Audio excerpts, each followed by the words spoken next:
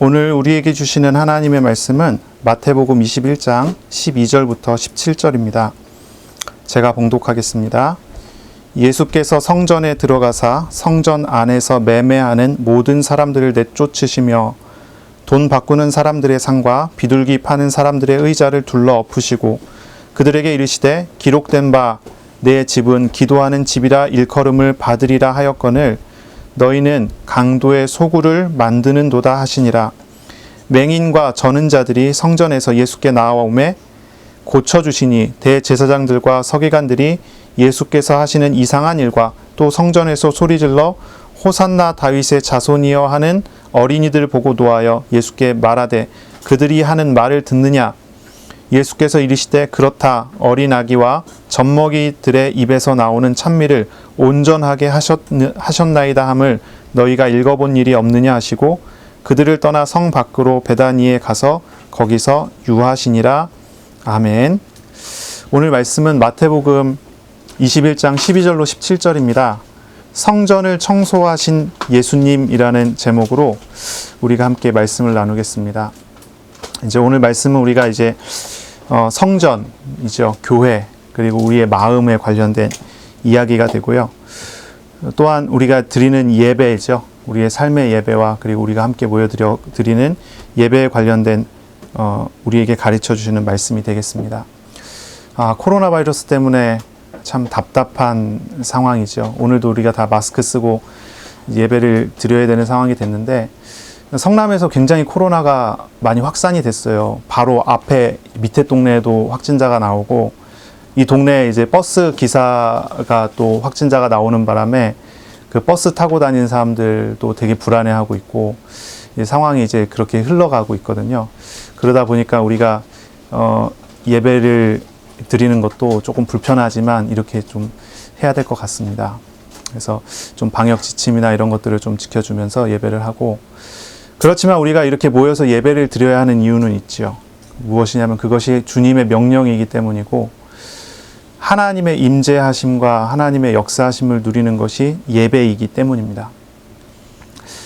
사실 이제 현장에서 이렇게 드려지는 예배와 인터넷으로 영상으로 보는 예배의 차이가 많습니다. 아마 느껴보셨을 거예요. 현장에서 드리는 예배에 거기서 이제 나타나는 하나님을 만나는 그것과 이제 가정에서 이제 몇 사람이 그곳에서 또 모여서 영상을 틀어놓고 예배를 드리겠지만 그렇게 예배를 드리는 것과 차이가 있어요. 그래서 우리는 사실 이제 하나님 앞에 공예배로 모여지기를 소망하는 것이 우리의 마땅한 중심이어야 할 것이고 그리고 모여서 예배를 드리는 그 예배를 통해서 우리가 정말로 하나님께 참되게 예배할 수 있는 그런 시간들이 돼야 될 것입니다. 오늘 이제 예수님께서는 예루살렘 성전에 들어가셔서 성전을 청소를 하십니다. 성전에 이제 그 이방인의 뜰에서 모여서 장사하는 사람들 있어요. 그 장사하는 사람들을 다 내쫓으시고 돈을 바꾸는 사람들의 상을 뒤집어 엎으시고 비둘기 파는 사람들의 의자를 둘러 엎으셔요. 이 성전에 이방인의 뜰을 쫙 청소를 하십니다. 그리고 거기서 이 말씀하시기를 내 집은 기도하는 집이라 일컬음을 받았느니라 하였거늘 너희는 강도의 소굴을 만드는도다. 이렇게 말씀을 하세요. 교회는 어떤 역할을 해야 되죠? 하나님 앞에 기도하는 거예요. 하나님을 만나는 집이어야 한다는 거죠. 그런데 강도의 소굴로 만든다고 예수님께서 말씀하세요. 이 예루살렘 성전은 사실 이제 예수님의 예언하신 말씀대로 나중에 이제 완전히 파괴가 돼서 AD 70년에 로마 티토스 장군에 의해서 공격을 받아서 예루살렘이 함락당할 때 돌 위에 돌 하나 남지 않고 완전히 다 없어져 버렸죠. 예루살렘 성전은 그때 파괴가 돼서 아직도 회복이 되지 않았어요. 지금은 이제 그 자리에 이슬람의 모스크가 이제 들어와 있다고 하는데, 이 성전은 파괴돼서 회복되지 않게 된 것이죠. 하지만 이제 이 성전은 오늘날 우리에게 우리의 마음에 임한 것이 또 되었습니다. 부활하신 예수님의 임재하심으로 이루어지는 우리 마음에 이루어지는 하나님의 집. 이게 이제 또 성전이기 때문에 오늘 이 본문의 말씀을 나의 마음과 비추어서 우리가 발견을 해야 되고 내 마음이 어떤 마음이어야 되죠? 기도하는 집이어야 된다는 거죠. 하나님을 만나야 되고 하나님을 만나는 기도하는 집이어야 된다는 겁니다. 또 하나 강도의 소굴이 되면 안 돼요. 내 마음이 계산하고 따지고 해서 뭔가를 얻어내고 뭔가를 찾아가는 어떤 그런 강도의 소굴과 같은 그런 집이 돼서는 안 된다는 것이죠. 또 한 가지는 예수님의 이름으로 전 세계 곳곳에 모여서 예배하는 각자 교회의 모임이 또한 하나의 성전이고 교회이죠. 그래서 우리가 교회 그러면 무형교회와 유형교회 뭐 이런 이제 뭐 신학에 들어가면 거기서부터 이제 이야기를 많이 하는데, 쉽게 생각하면 이제 두 가지를 생각하면 돼요. 하나님께서 함께하는 사람의 모임으로서의 교회와 그리고 하나님의 집으로서의 교회. 전 세계에 흩어져 있는 하나님의 집된 사람들 있죠. 그 사람들이 다 하나의 전체의 교회가 또 되죠. 이렇게 이제 생각을 할 수가 있어요. 그래서 우리의 교회가 어떤 교회가 되어야 되느냐, 그리고 내 마음이 어떤 교회가 되어야 되느냐, 어떤 성전이 되어야 되느냐, 이것을 우리가 말씀을 통해서 좀 고민을 해봐야 되겠고 찾아야 하겠죠. 이 당시 예루살렘 성전은 본질을 완전히 잃어버린 상태예요. 본질을 잃어버렸어요. 이방인의 뜰에서 장사하는 사람들이 가득 차 있습니다. 이방인의 뜰은 원래 하나님께서 선교의 목적으로 만들어 놓으신 거예요. 이방인의 뜰에 이제 이방인들이 들어와서 있을 수 있어요. 그리고 이 사람들은 이방인의 뜰에서 모여서 성전을 바라보고 하나님을 만날 수 있는 기회를 얻어 회개하여 할례받아 성전에 들어갈 수 있는, 그러니까 이방인의 뜰이라고 하는 것은 이방인이 있을 수 있는 장소예요.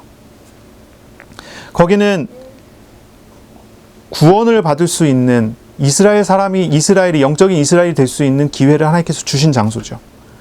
그런데 그 이방인의 뜰이 이방인이 오지 못하는 장소가 됐고, 그곳은 장사하는 곳이 됐어요. 이방인의 뜰은 재물을 사고 파는 장소가 돼버린 거죠. 우리가 다 알지만 하나님의 성전에서 예배할 때는 재물을 바칩니다. 근데 이 재물은 흠이 없는 재물이어야 돼요. 흠이 없는 재물. 사람이 이제 농사를 목장을 하는 사람이라고 한다면 자기가 키운 양들 중에 가장 좋고 가장 흠이 없는 그걸 골라갖고 하나님 앞에 나와서 예배를 할 수 있겠죠. 근데 점점 이제 거리가 멀어지게 되고 먼 곳에서 여행을 해서 오게 될 경우, 그럴 경우는 어떻게 해야 되겠죠? 흠 없는 양을 찾아서 먼 기간 여행을 하기 힘드니까 그들을 위해서 이제 재물을 팔고 사게 되는 거예요. 이제 이런 목적으로 만들어졌는데, 이 당시 예수님 당시 어느 정도의 상황이 되냐면, 직접 재물을 가지고 성전에 오면 이제 제사장 중에 그게 흠이 있는지 없는지 심사하는 사람이 있는 거예요.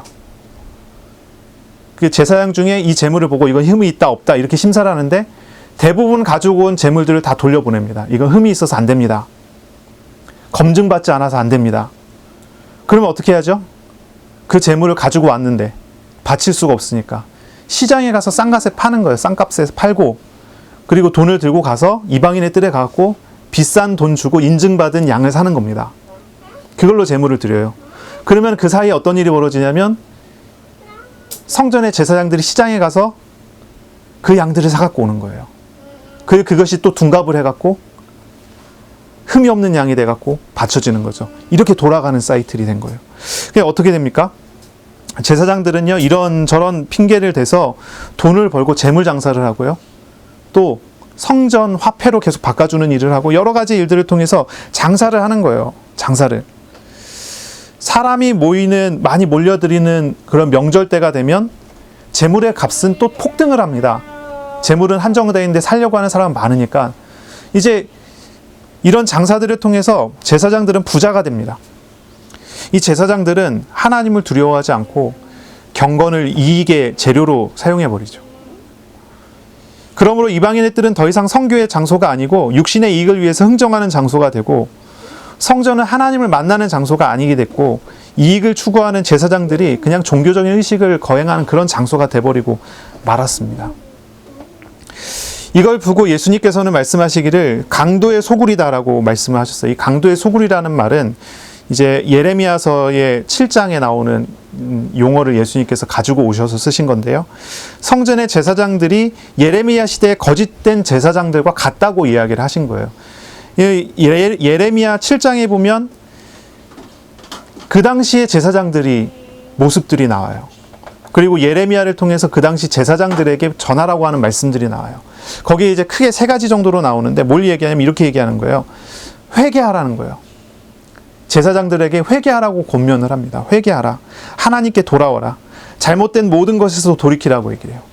우상을 버리고 다른 신을 버리고 하나님께 나오면 성전이 피난처가 되고 성전은 하나님을 만나는 장소가 될 수 있어요. 그런데 아무도 회개하지 않습니다. 회개하지 않음을 지적해요. 그 회개하지 않는 것을 강도의 소굴이 되는 거예요. 회개하지 않기 때문에 강도의 소굴이 돼요. 또 한 가지는 뭐냐면 거짓말을 믿지 말라고 이야기합니다. 거짓말을 믿지 말라. 예레미야 시대의 제사장들은요, 사람들에게 좋은 말만 해줘요. 좋은 말만. 좋은 말, 듣기 좋은 말만 계속 해줍니다. 듣기 싫은 말을 하지 않아요. 예레미야는 하나님의 말씀을 받아서 하나님의 뜻을 전했기 때문에 사람들이 듣기 싫어했어요. 나중에는 예레미야를 감옥에 가두고 뭐 이런 일들까지 벌어지잖아요. 예레미야는 하나님의 뜻을 전하기 때문에 사람들이 듣기 싫어하는 말만 계속 하는데, 이 당시에 강도의 소굴을 만든 제사장들은 듣기 좋은 말만 해줘요. 듣기 좋은 얘기만 해줘요. 어느 정도냐? 그들이 죄가 어떻게 되든지 바알에게 우상 숭배하는 것도 다 괜찮다는 거예요. 우상 숭배하려면 해라. 그러고 결국 성경에 이야기한 대로 하나님께 제사만 잘 드릴 수 있으면 된다. 이런 식이에요.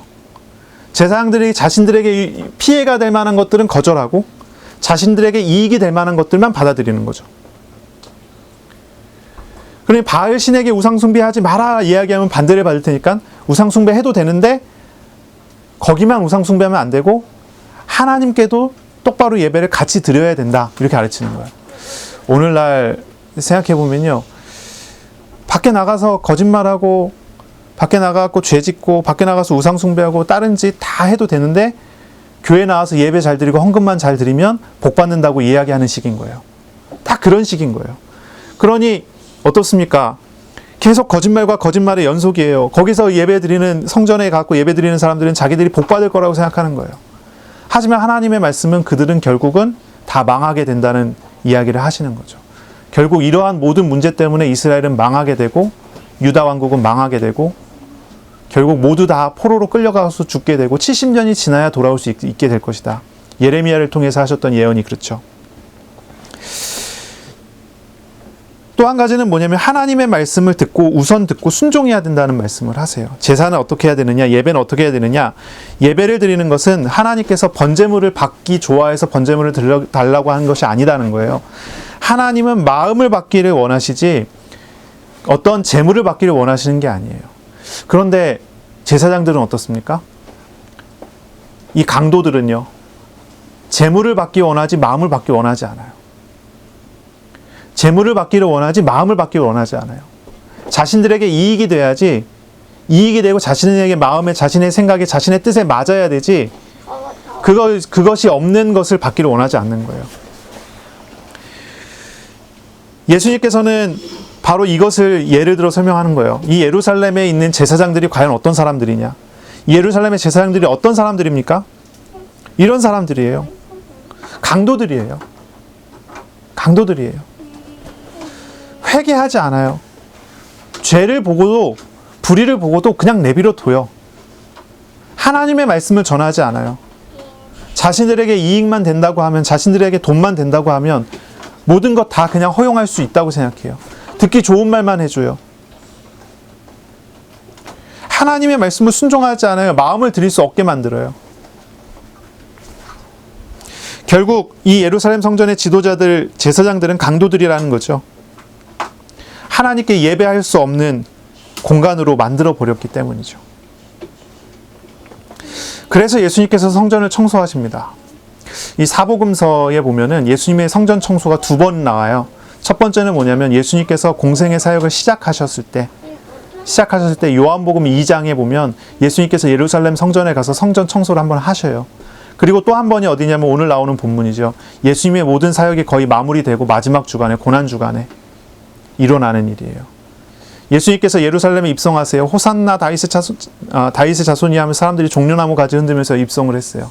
그리고 하룻밤이 지나고 그 다음날 아침 예수님께서는 성전에 가셔서 성전 청소를 하셨어요. 예수님의 사역의 시작과 예수님의 마무리에 관련되어서 예수님은 성전을 청소하십니다. 왜 이렇게 예수님께서 성전 청소를 하셨고 이 성전 청소하신 사역은 무엇을 의미할까요? 원래 우리는 이제 유대인의 문학에 대한 이야기들을 잘 안 하는데 가끔 하잖아요. 유대인의 문학 중에 이런 부분이 있어요. 샌드위치 방식의 어떤 그런 문학 기법이 있거든요. 이거 뭐냐면 앞에 어떤 말을 딱 집어넣고요. 뒤에 어떤 말을 딱 집어넣어요. 그리고 그 사이에 뭔가를 막 넣어요. 그건 뭐냐면 이 사이에 있는 거는 이 앞에 있는 것과 이 뒤에 있는 똑같은 말을 두 군데 나눠서 놓고 이 가운데 있는 것이 이 두 가지를 살리게 하는 거예요. 이제 이런 기법을 쓰는데 물론 이제 공간복음과 요한복음 좀 거리가 떨어져 있기는 합니다만 예수님의 사역에 있어서의 첫 번째 속한 예수님의 성전 청소와 예수님의 사역의 마지막에 속한 성전 청소 사이에 있는 예수님의 공생의 사역이에요. 이렇게 볼 수가 있어요. 이건 뭘 말하는 걸까요? 결국 예수님의 사역이 뭔가를 이야기하는 거예요. 예수님의 사역은 하나님의 나라를 선포하신 거예요. 예수님이 처음 외치셨던 말, 회개하라, 하나님 나라가 가까이 왔다라고 외쳤어요. 하나님 나라에 대한 설명이, 하나님 나라에 대한 선포예요. 성전 자체가 하나님의 나라의 한 모형이잖아요. 성전 자체가, 교회 자체가 하나님 나라의 한 모형입니다. 우리 예수님께서는 성전된 우리의 마음을 두고 하나님의 나라가 우리 마음에 왔다라고 이야기를 하셨어요. 그러니 예수님께서 말씀하시고 보이시는 이 공생의 사역은 하나님의 나라의 모습으로서 나타내고 그리고 전체 하나님의 나라가 이렇게 되어야 된다는 것이 성전 청소를 통해서 우리에게 가르쳐 주시는 거죠. 성전은 어떤 곳입니까? 성전은 죄인이 회개하는 곳이에요. 성전에서는 제사가 이루어집니다. 피로써. 성전은 죄인이 회개하는 장소입니다. 이것을 빼놓고선 성전을 이야기할 수 없어요. 또 한 가지 성전은 어떤 곳입니까? 성전은 하나님을 만나는 장소입니다. 하나님의 말씀을 낭독하고 경청하게 하는 장소가 성전이에요. 회개하여 들어가고 하나님의 말씀을 듣고 순종하게 되어져야 되는 장소예요. 이것이 바로 하나님의 나라입니다. 이게 하나님 나라의 모형이에요. 하나님의 나라를 구하는 사람들은 어떤 사람들입니까? 회개하는 사람들이고 하나님의 말씀을 듣고 순종해야 하는 사람입니다. 오늘날 교회도 마찬가지죠. 우리는 교회 나와서 무엇을 해야 됩니까? 하나님을 만나기에 앞서 우리는 죄와 우상과 세상에서 돌이켜 하나님 앞에 우리 자신이 무릎 꿇는 그런 시간이 되어야 하는 거예요. 예배는 그런 장소가 되어야 되는 거죠. 그리고 하나님의 말씀을 듣고 말씀 앞에 우리 자신이 순종하게 되어지는 그런 장소가 되어야 되는 것입니다. 그런데 성전이 강도들의 장소가 됐고 위선자들의 집이 되어버렸어요. 죄를 미워하지 않고 죄를 저지르는 자들이 제사장이 됐고 유대인들이 성전에서 하나님을 만나지 않고 전통적인 종교의식만 행하는 그런 장소가 되어버렸어요. 눈에 보이는 바알 우상을 섬기지는 않았지만 그들의 마음의 실상은 예레미야 시대의 강도, 그 강도들과 다를 바가 없게 돼버린 거죠.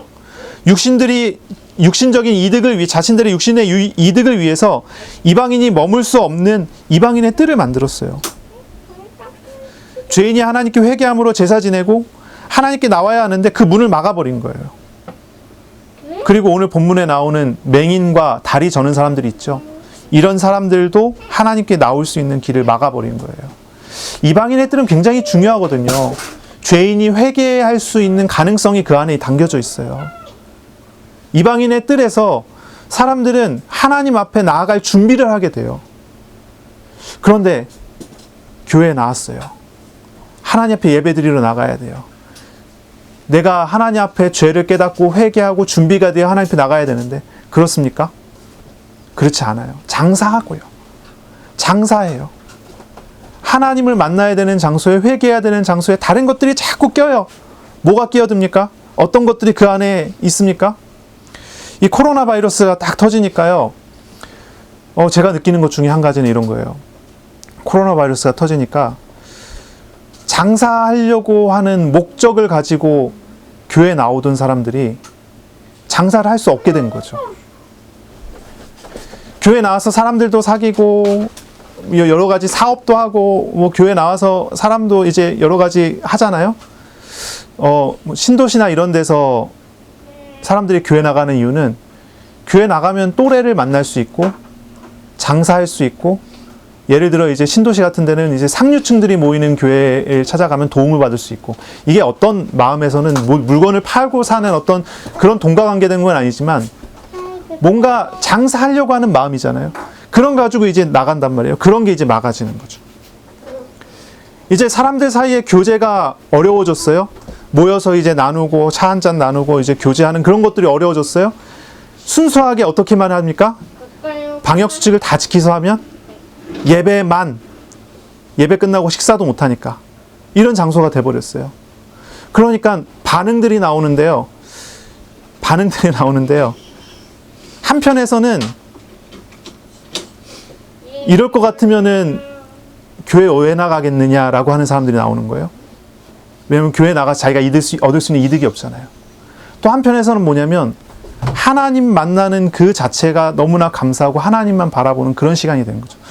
이게 예배를 회복시키게 되고, 예배가 잘 안 되는 사람들 같은 경우는 잘 안 될 수밖에 없는 이유들이 다 제거가 되는 그런 상황도 되는 것 같아요. 좋은 면에서는 그런 면이고, 나쁜 면에서는 또 하나님께 나아가는 문턱이 너무 높아져 버렸죠. 이제 그런 면도 있습니다. 어쨌든 여러 가지 이유가 있어서 하나님께서 이런 거 허락하셨겠죠. 어쨌든 그래요. 이방인의 뜻 굉장히 중요해요. 굉장히 중요해요. 불신자들은, 이방인들은 하나님 앞에 나올 수 있고 회개할 수 있고 구원받을 수 있는 기회가 되고, 예수를 믿는 우리들에게는 이 이방인의 뜰이라는 것의 상징은 무엇입니까? 죄 중에, 세상 중에 살아갔던 사람이 죄를 주님 앞에 내려놓고 회개하고 나올 수 있는 기회가 돼요. 그런데 이 모든 것을 다 막아버린 거죠, 이방인의 뜰을. 그래서 예수님께서는 이런 성전을 청소하신 거예요. 죄된 것들을 다 뒤집어 엎으셨어요. 그리고 설교하셨어요.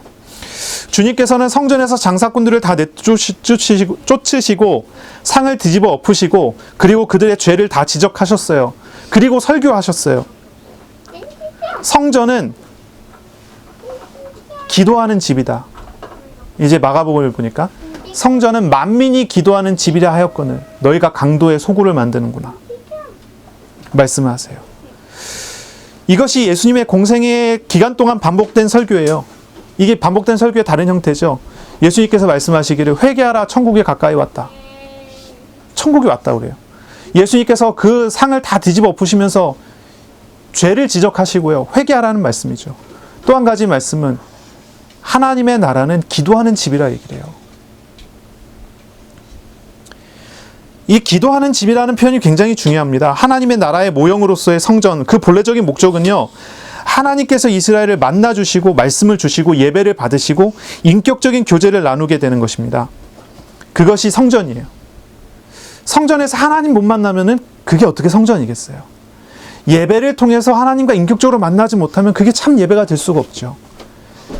이것이 되어야 되는 것입니다. 이것이 돼야 된다고 지금 우리는 이해를 해야 되며 이것을 배워야 해요. 성전은 기도라는 종교의식을 행하는 곳이 아니라 인격적이신 하나님을 만나고 교제하고 말씀으로 통치하시는 하나님께 순종하는 만남을 갖는 장소여야 돼요. 이게 굉장히 중요해요. 우리의 수준이 높든지 낮든지 예배로 부르신 하나님께서 우리를 만나주시길 원하세요.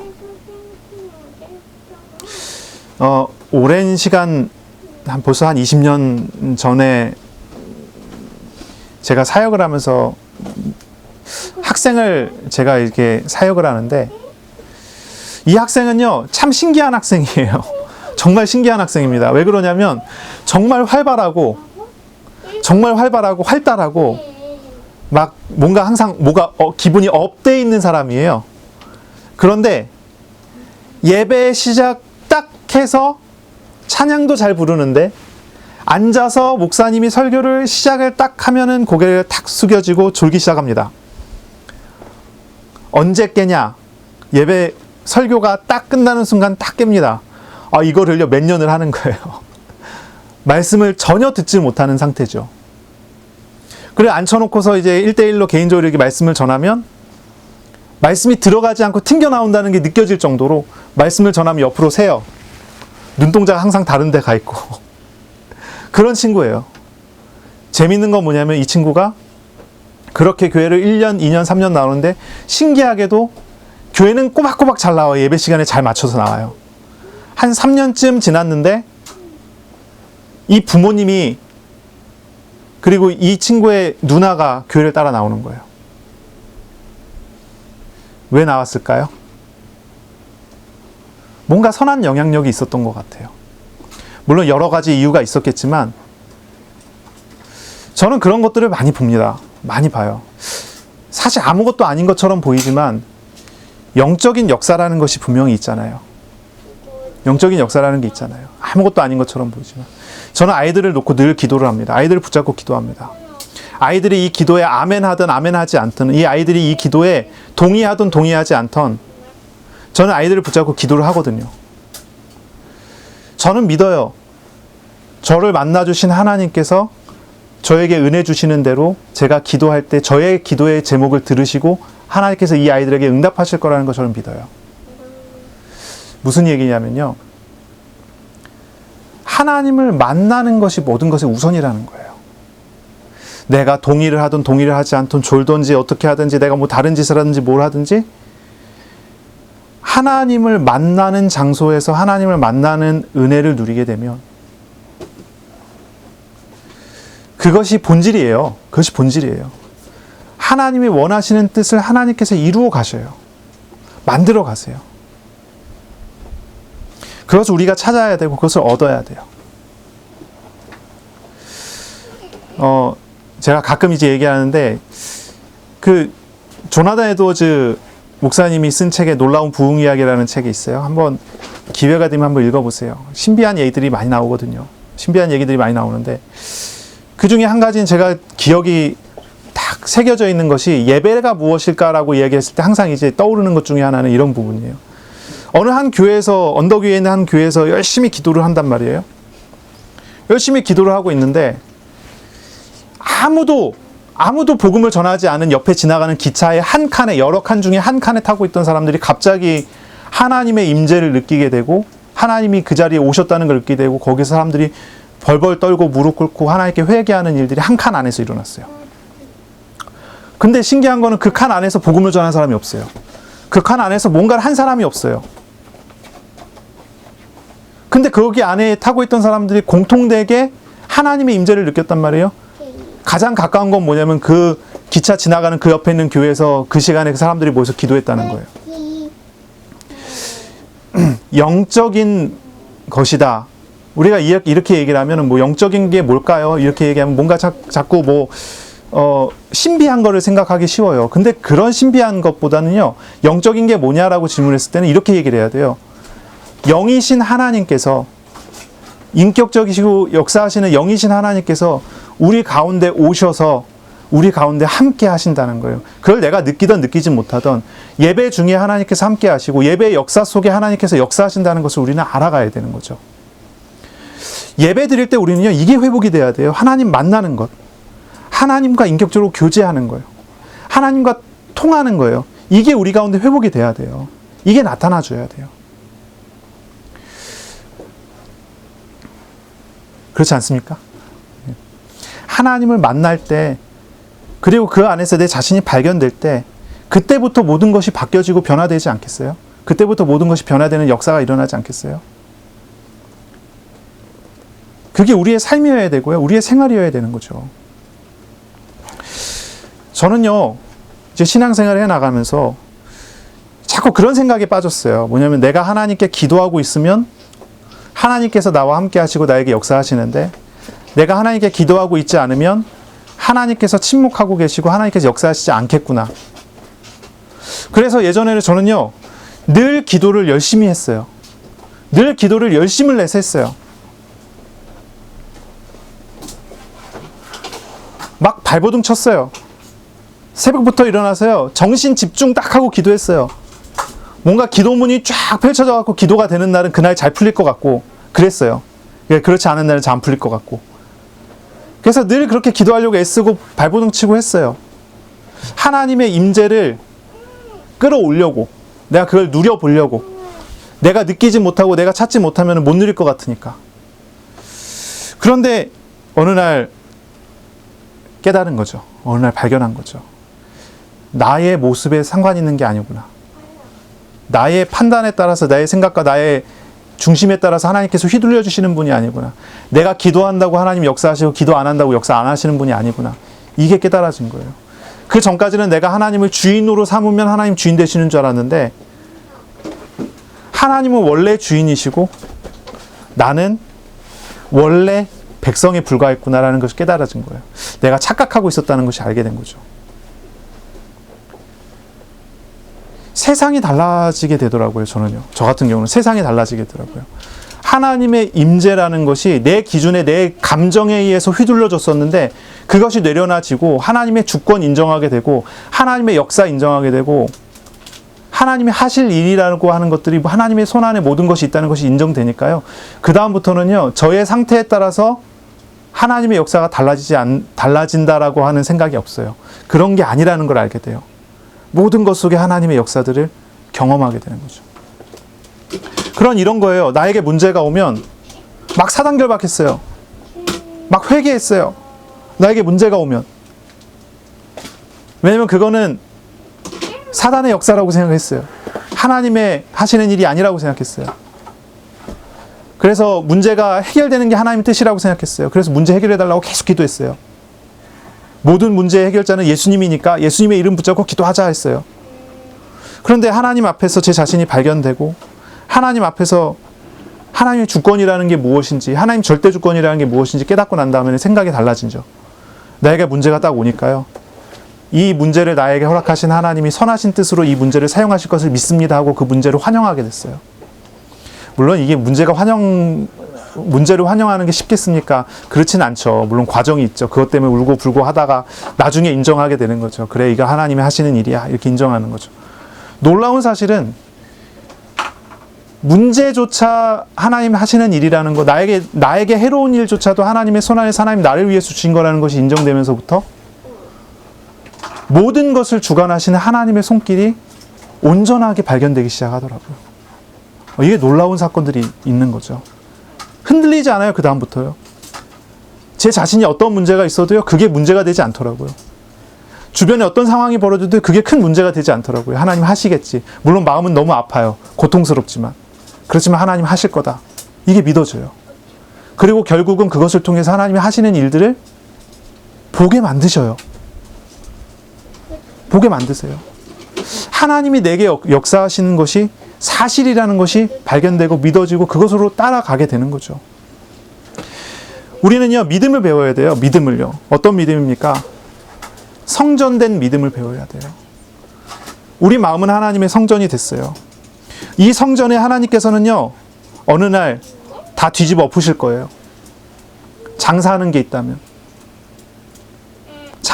있다면요.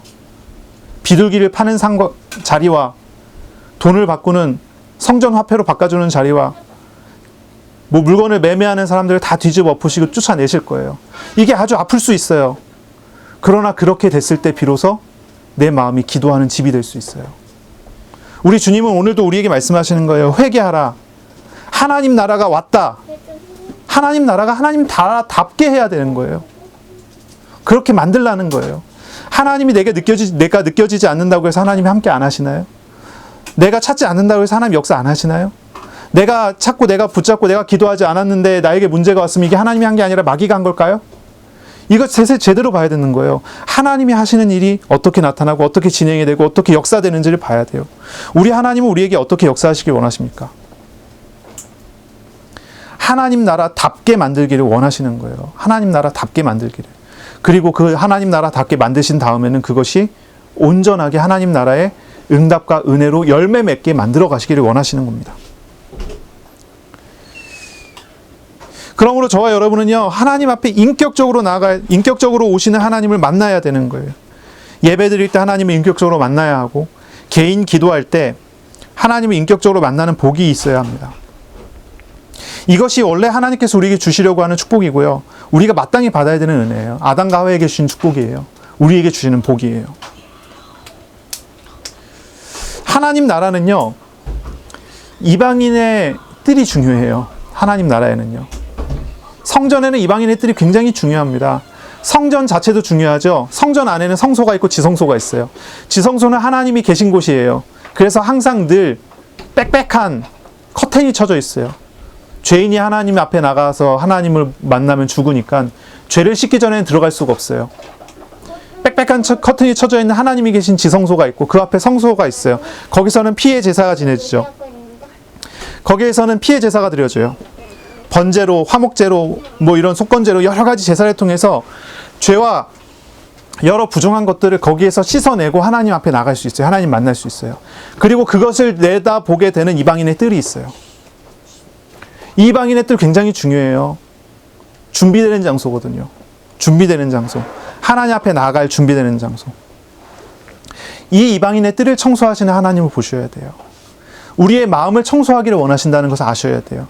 우리 교회 예배 드리러 나오는데 우리가 예배 드리기에 앞서 우리를 준비시키기를 원하신다는 것을 우리가 알아야 해요. 예배 준비를 하십니까? 예배 준비를 하세요? 예전에 제가 이제 경험해 본 큰 행사 같은 게 몇 개 있는데, 행사를 하기 전에는 꼭 리허설을 해요. 아시죠? 리허설 같은 걸 합니다. 리허설을 어떻게 하냐면, 이제 뭐 공연 같은 걸 예를 들어 한다고 할 때 첫 등장하는 라인부터 마지막 퇴장하는 라인까지 리허설이 돼요. 만약에 이제 공연하는데 가수가 나와서 노래를 부른다 보면 노래 부르는 사람이 나오는 동선들이 다 리허설이 되죠. 노래를 다 부르진 않겠지만 높은 사람을 만나러 나갈 때 리허설을 해요.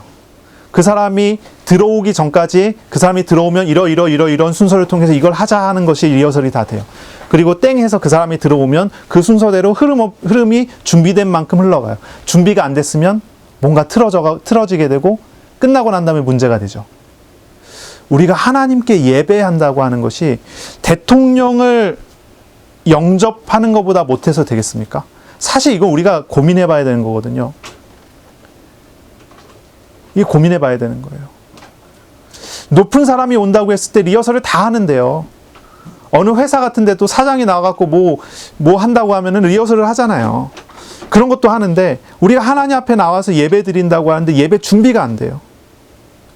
예배 준비가 무엇입니까? 예배 준비가 뭘까요?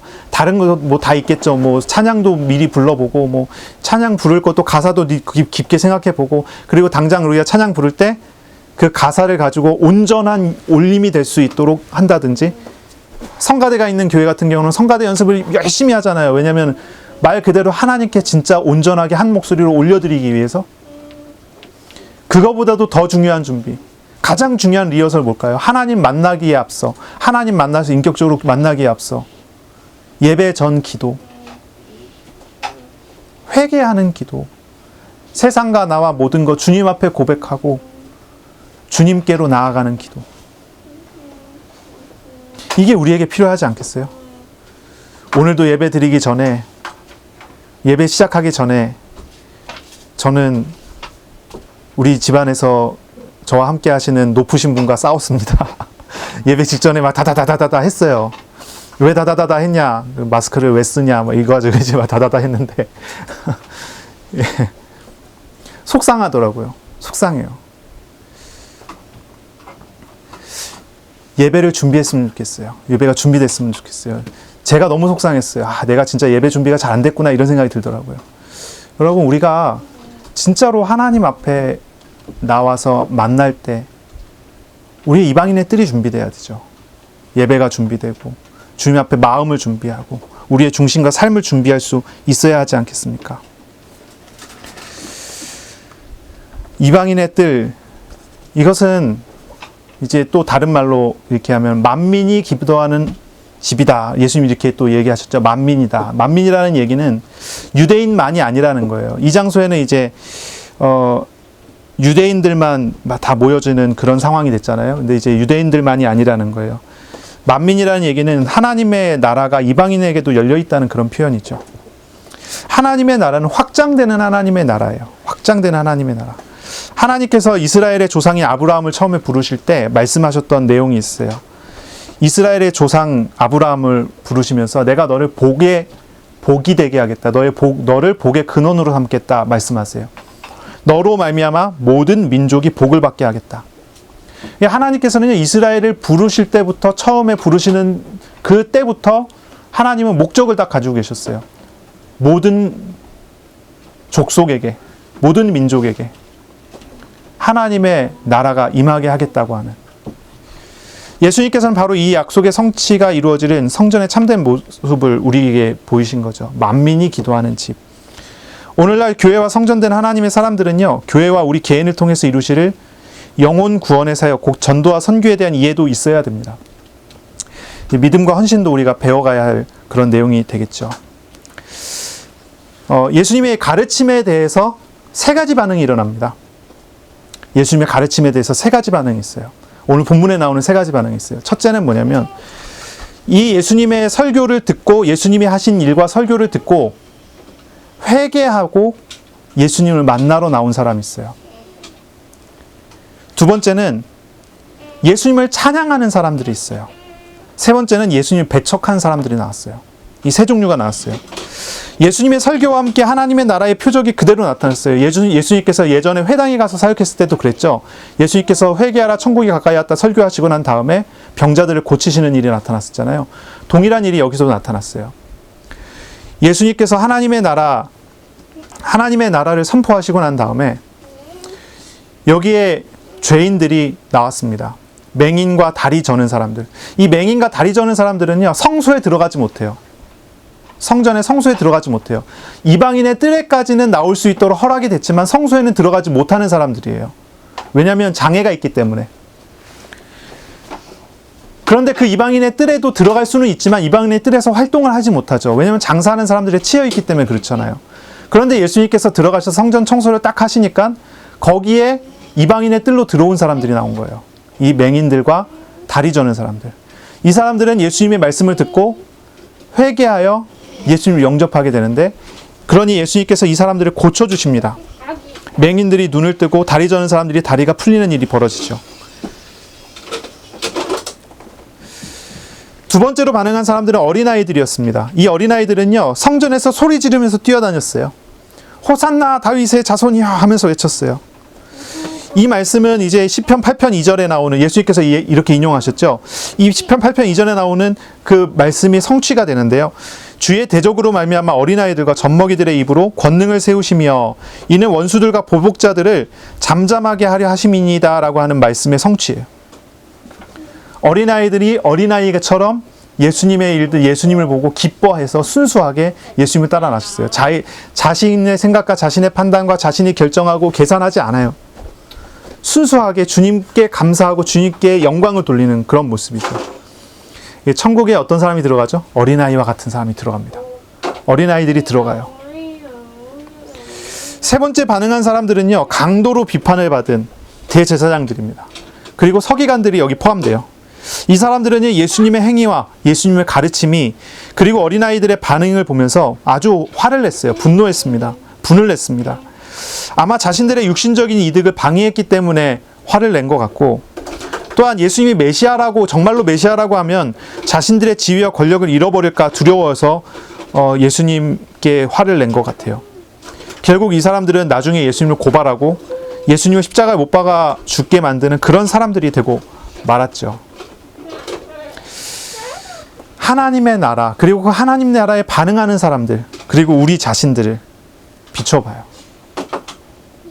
여러분 어떤 사람 같아요? 이 맹인들처럼 예수님 옆에 나갑니까? 어린아이와 같습니까? 제사장과 같습니까? 정말로 안타깝게도요, 이 강도들 같은 사람들이 참 많더라고요. 저 자신이 이전에 강도 같았던 것 같아요. 하나님이 하시는 일을 보면서요, 이득을 계산하고 때는 순수한 하나님의 일을 찬양하지 않고 이득을 계산하게 되고, 내가 하나님께 회개하지 않고 배척하려고 하는 그런 모습들이 많이 나와요. 우리가 정말로 하나님 앞에 준비되어지고 회개되어지고 주님 앞에 나가야 되지 않겠어요? 우리의 신앙생활에서 가장 중요한 것은 어떤 것보다도요, 회개하고 주님을 만나는 거예요. 이게 가장 우선이어야 되고, 이게 첫 번째여야 돼요. 다른 어떤 미사오구를 갖다 붙여도요, 이게 빠진다면요, 가짜예요. 오늘날 많은 프로그램들을 우리는 보게 됩니다. 많은 프로그램이 있어요. 신학교 다니니까요, 신학교에서요, 많은 프로그램을요, 소개를 시켜주고요, 설명을 해주고요, 안내를 해주고 해요. 여러분 그런 거 많이 봤잖아요. 그렇죠? 여러 프로그램들이 있잖아요. 뭐 이런 것도 있고 저런 것도 있고요. 어떤 사람은 그런 표현을 써요. 탈곡기다. 탈곡기. 불신자가 예수님 영접해서 이 시스템 안에 딱 들어오면 이 시스템 통해서 막 굴러가다 보면 어느 날 탈곡돼서 알곡이 돼서 딱 나온대요. 그게 시스템이라고, 교회 안에 만들어 놓은 프로그램이라는 거예요. 그래서 뭐 많은 프로그램들이 개발돼 있죠. 많은 프로그램들이 개발돼 있어요.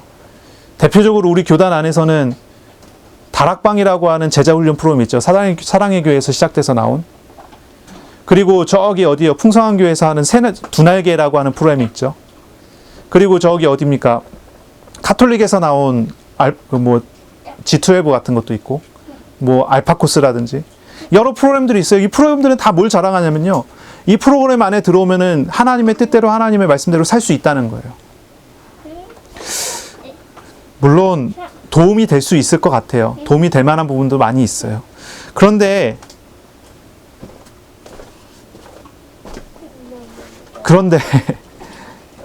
그런 프로그램이 하나님이 아니잖아요. 그런 프로그램이 인격적인 하나님이 아니에요.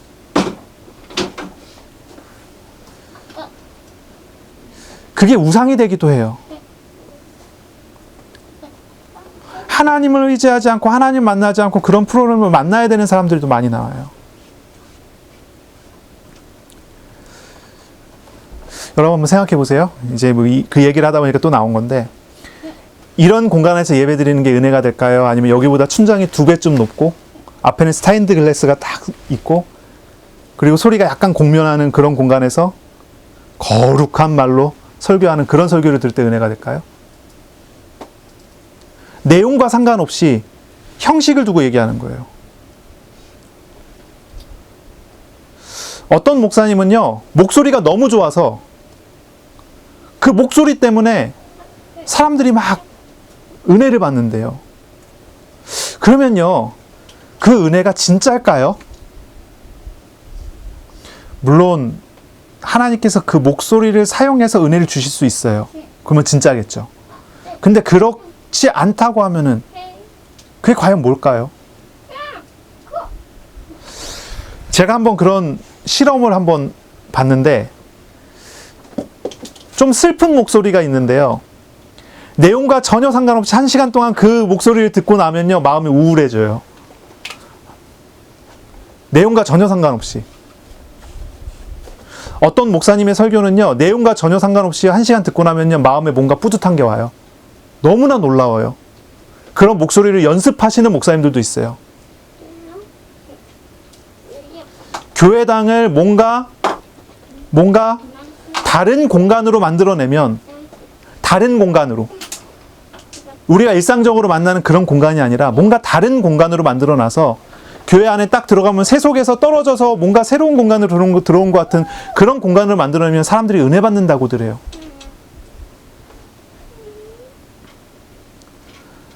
저는요, 위험하다고 생각해요. 위험하다고 생각해요. 이건 영성이 아니잖아요. 영성이 아니에요. 영적인 힘이 아니에요. 하나님을 만나는 만남이 그런 게 아니에요. 삶과, 우리가 생활하는 생활과, 일상생활과 교회 나왔고 하나님께 예배하는 예배의 삶이 분리가 돼버려요. 그렇게 되면요. 초대교회 성도들은 그렇게 하지 않았죠. 가장 일상적인 공간에서, 아니면 오히려 더 나쁜 공간으로도 들어갔어요. 카타콤 같은 데로. 사람들의 오해를 받으니까요, 더 불편한 공간으로 몰려 들어갔어요. 300년 만에 로마 국교가 바뀌었죠. 하나님이 하시는 일들 통해서 나타난 역사들이 달라졌죠. 우리는요, 고민해봐야 되는 거예요. 이게 지금 내가 장사하려고 하는 건가? 진짜 은혜인가? 이게 내가 나에게 어떤 유익을 위한 계산이 있는 건가? 아니면 진짜 하나님을 만나는 만남 속에 있는 건가? 이게 우리에게 있어야 돼요. 물론 이런 프로그램들을 개발하시고 교회 건물을 이렇게 디자인하고 하시는 이런 분들은 하나님 나라에 더 유익되게 하기 위해서, 하나님께 더 영광되게 하기 위해서 그런 걸 하셨을 거예요. 그리고 상당수가 그런 프로그램과 그런 일들을 통해서 많은 도움을 받아요. 그걸 부정하지 않습니다. 그건 맞아요. 그런 게 있으면 더 좋죠. 그런데 중요한 것은 뭐냐면, 그것을 통해서 우리가 하나님과 점점 멀어져 가지 않느냐. 우리가 그 모든 것에 대해서 하나님 앞에 돌이켜서 하나님 앞에 나가야 되는 거죠. 그게 우리에게 필요해요. 그것이 우리에게 나와야 되는 내용들이 돼요. 다른 것 아무것도 없어도 하나님을 만나면 돼야 되는 거예요. 하나님을 만나야 되는 거예요. 지금 중국 교회하고 북한 교회는요, 굉장히 어려운 상태죠. 중국 교회에서는 아시죠? 뭐 하고 있는지 아시죠? 예배를 드리고 공산당의 가르침, 공산당 신조라고 하나요? 그거를 읽어야 돼요. 그게 하나님께 영광 돌리는 겁니까? 아니죠. 아니, 대놓고서 예배 시간에 공산주의라고 하는 우상에 대한 고백을 하게 만들어요. 그거를 거부하고 그것을 비판한 목사님들은 다 감옥에 가서 가두어졌어요. 지금 중국교회 굉장히 어렵죠. 지하교회는 계속 추적해갖고 문 닫고 있고, 북한 같은 경우는 어떻습니까? 예수 믿는 사람은 잡아갖고 다 총살해서 죽이고, 막 이런 식의 문제가 일어나요. 그런데 아직도 북한에는 10만이 되는 기독교인들이 지하에서 모여갖고, 지하교회에서 모여갖고 예배해요. 걸리면 성경 뺏어갖고 불태워버리고, 사람은 잡혀갖고 강제노동을 가든지 총살을 당하는데, 지금도 마찬가지예요. 지금 뭐 북한이 어쩌니 뭐 이런저런 얘기 나오고, 북한하고 화해 모드가 어떠고 나오는데, 북한 안에서 실제적인 종교의 자유가 없고, 북한 안에서 실제적으로 박해가 계속 일어나고 있고, 인권이라는 게 없어요. 그것에 모여서 예배하는 성도들은 생명을 걸고 예배를 하죠. 어려운 장소, 더 어려운 장소, 목소리가 흘러나가면 안 되기 때문에 완전히 목을 죽여갖고 해야 되는 찬양과 그런 신앙생활들. 뭔가 좋게 만들기 위한 프로그램은 아무것도 없어요. 단 하나만 있어요. 그 사람들에게 있는 건 단 하나만 있어요. 하나님이 지금 나에게 오셨고, 하나님이 지금 나를 위로하시고, 하나님 지금 나와 함께 하신다고 하는 인격적인 만남. 그게 있으니까요, 모든 것이 다 포기가 돼도 괜찮은 거예요. 모든 것이 다 포기가 돼도 괜찮은 거예요. 우리에는요, 너무 많은 것을 갖고요, 신앙도 같이 가지고 있어요. 왜 예레미야 시대 때 하나님께서 그 당시에 제사장들을 강도라고 불렀을까요? 다 해라. 그리고 여기 와서 이거 하나 더 해라. 이렇게 가르쳤기 때문이에요. 예레미야는요, 정반대로 가르쳤어요. 우상을 다 버려라, 다 없애버려라라고 얘기했어요. 회개하라고 했어요. 죄를 버리라고 했어요. 사람들이 정말 듣기 싫어했어요. 그런데 하나님께서는 예레미야의 말대로 하셨죠. 그렇게 말하게 하고 그 말대로 하셨어요. 우리에게 진짜로 필요한 게 무엇이고, 우리에게 정말로 하나님께서 주시려고 하신 은혜가 무엇인지를 우리는 고민해야죠. 우리는 뭘 붙잡고 있습니까? 뭘 따라가고 있습니까? 우리 예수님께서는 성전을 청소하셨어요. 우리 마음이 청소되기를 바랍니다. 우리의 생각이 청소되기를 원합니다. 죄된 것, 우상된 것들이 전부 다 버려지고 하나님을 만나는 그 만남으로, 순수함으로 주님 앞으로 나아가는 것입니다. 예배가 하나님을 만나는 장소가 되고, 예배의 장소가 하나님을 만나는 장소가 되고, 예배 시간이 하나님을 만나는 시간이 되고, 하나님과 인격적인 교제가 일어나는 축복이 되야죠. 그때 우리는요, 예배를 또한 준비하는 사람이 되죠. 예배가 준비되고, 기도가 되고, 마음이 준비되고, 생각이 준비되고, 삶이 준비되고, 그리고 예배로 나아가고, 이런 삶이 되겠죠. 그런 은혜를 누리시기를 바랍니다. 하나님이 행하시는 일을 보면서 하나님을 믿고 하나님께 순종하는 마음을 가지시기를 바랍니다. 때로는 우리의 마음과 같지 않을 수 있어요. 하나님의 뜻이 우리의 생각과 같지 않을 수 있어요. 하지만 신실하신 하나님을 믿으세요. 하나님이 결국 선하신 일을 위해서 이 모든 것을 만들어 가신다는 것을 믿으시기를 바랍니다. 그리고 믿음으로 하나님 앞에 더욱 나아가시길 바랍니다. 나보다 나를 더 잘 아시는 하나님께서 지극히 선한 역사를 나의 삶에 이루실 것을 믿습니다. 아멘. 아멘. 하나님의 일이 우리의 삶에 나타나고 진행되고 역사될 것입니다. 그러니 하나님을 소망하시고 하나님을 찾으세요. 내 생각에 따라서 하나님이 달라지지 않습니다. 하나님은 어제나 오늘이야 영원히 동일하십니다. 내 판단에 따라 하나님 휘둘리지 않습니다. 하나님은 어제나 오늘에 영원히 동일하십니다. 그렇다면 누가 바뀌어야 됩니까? 하나님의 뜻을 돌이키려고 내가 나가는 것이 아니에요. 기도는 하나님의 뜻을 내가 알고 그 앞에 순종하게 되는 곳으로 바뀌어지는 거예요. 하나님이 임재하시는 장소에 나는 나아가 주의 임재를 순종함으로 받을 수 있어야죠. 그것이 교회이고 그것이 우리의 직장이고 그것이 우리의 가정이고 우리의 삶이에요. 우리의 삶과 우리의 현장에 임재하시고 역사하시는 하나님을 거기서 만날 수 있어야 돼요. 그러니까요, 어떻게 해야 되죠? 믿음을 가져야 되는 것입니다. 믿음을 갖는 것입니다. 주님으로 인하여 우리의 한 주간이 온전하게 주님과 함께하는 삶으로 세워져 가기를 바랍니다. 기도하겠습니다. 하나님께 감사합니다. 오늘 우리를 부르시고 말씀하시고 은혜 주시니 감사합니다. 성전을 청소하시는 우리 예수님을 우리가 보기를 원합니다. 우리의 마음과 생각이 여러 죄와 욕심과 우상이 있습니다. 주님, 이 모든 것 주님 앞에 다 내려놓고 회개하고 오직 주님 알기 원합니다. 주님, 우리의 마음과 생각을 도우시고 우리와 함께 하시고 우리를 인도하시는 것 알게 하여 주옵소서. 코로나 때문에 많이 어렵고 시끄럽습니다. 주님, 우리 성도님들을 도와주시기를 원합니다. 건강을 주시고 힘을 주시고 믿음과 확신을 갖고 이 세상 속에서 하나님과 동행하는 삶을 살아가게 하여 주옵소서. 어려움이 있는 성도가 있습니다. 주님, 마음을 위로하시고 어려움 중에 함께 하심을 알게 하여 주옵소서. 모든 것 주관하시고 인도하시는 우리 주님께 감사합니다. 예수 그리스도의 이름으로 기도합니다. 아멘. 우리 주 예수 그리스도의 은혜와 하나님의 사랑하심과 성령의 교통하심이 이제로 영원까지 항상 함께 있을지어다. 아멘.